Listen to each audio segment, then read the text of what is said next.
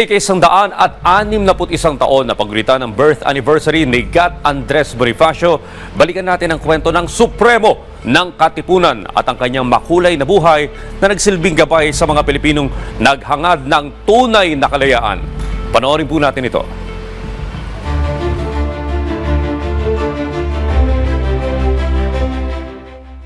Mula sa'yo, para sa bayan. Yan ang madalas sinasambit ng marami sa atin. Pero ano nga ba ang mula sa'yo, para sa bayan? Ito ay ang pagpapakita mo ng tapang, malasakit at pagmamahal sa bayan. Isa sa ehemplo nito ay si Gat Andres Bonifacio, na kilala rin sa tawag na ama ng himagsikan at ang Supremo. Ngayong araw, ika-30 ng Nobyembre, sama-sama nating gunitain ang Bonifacio Day, ang ika-161 na paggunita sa birth anniversary ng bayani. Sa murang edad ay naulilang lubos ang bayani at maagang naghanap buhay sa pamagitan ng pagtitinda ng mga pamaypay na abaniko at bastong kawayan.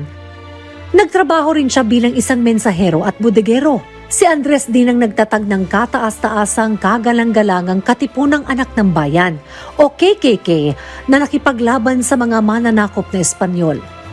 Siya rin ay isa sa mga co-founder ng La Liga Filipina na nagsulong sa pagkakaisa ng mga Pilipino at mga mahalagang reforma para sa bansa.